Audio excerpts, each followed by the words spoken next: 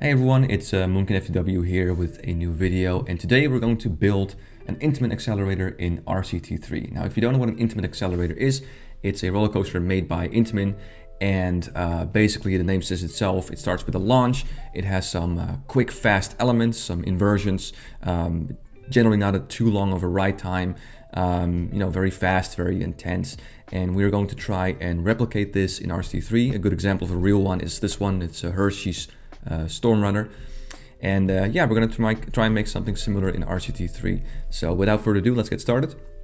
Now, RCT3, if you have the expansions pack, actually comes with a very similar type of roller coaster, which is the Hershey Storm Runner, which is exactly remade after the real one. So you can actually piece by piece make the actual one in the Hershey Park, but if we're of course going to use that roller coaster to make a similar style accelerator, if you will. So I'm going to start off with the launch, of course, and we're going to go straight up to vertical. I thought about making a top hat, but that really doesn't work quite well because I also want to use some inversions.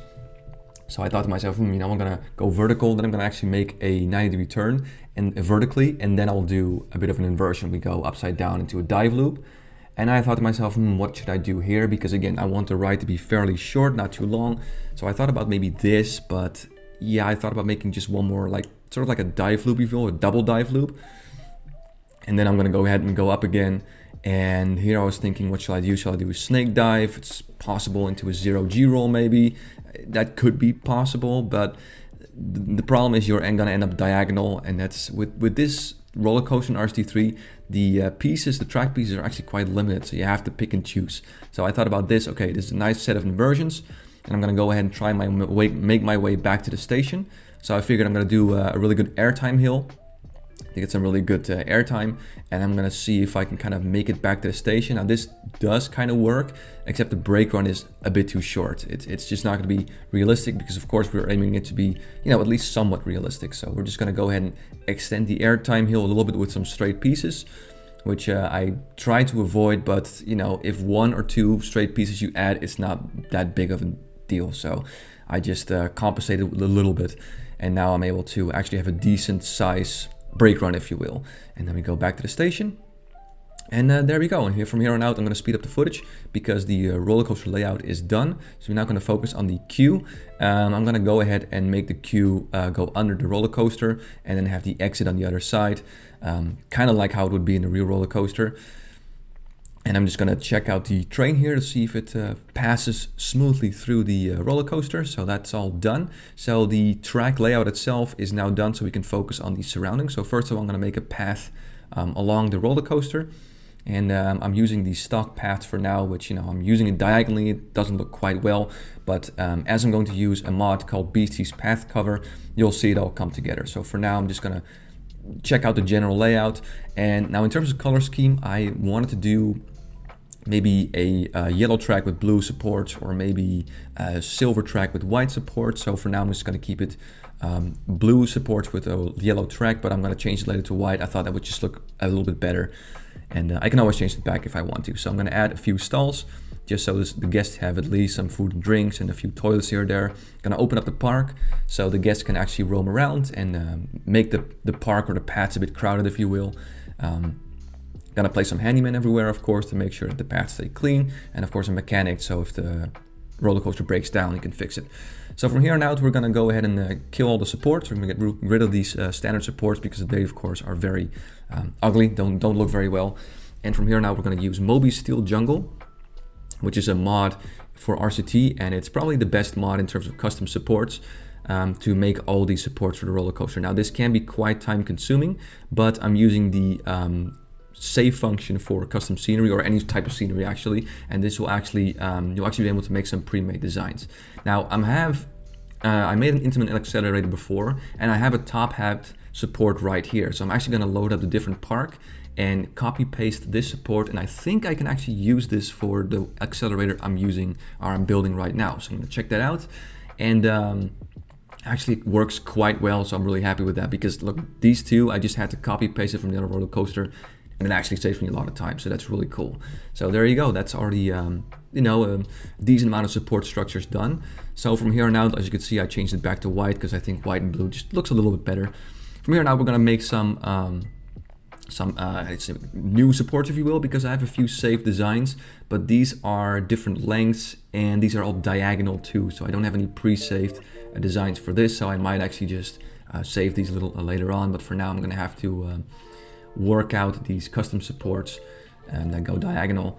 And yeah, it's turning out pretty good. I'm gonna just see if I can copy paste this design here, and I can for a few, but not all of them work. Again, this is kind of how it works with Moby Steel Jungle. You have to do just a lot of work yourself, and along the way, while you're making these custom supports, you can kind of save them and categorize them so that in later roller coasters you build, you can start using more and more pre-saved track designs. So like here, I have a few pre-saved custom supports that I can use, maybe adjust a little bit, but the base is there. It's gonna save me some time.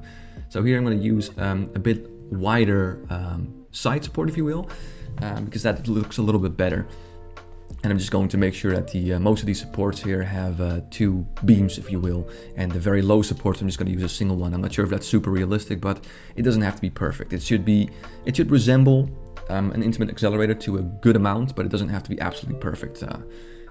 Especially because these days time for me is limited, which is also why you might see some janky transitions. It's just because I didn't make this in one full sitting. I made this. Life these days is very busy.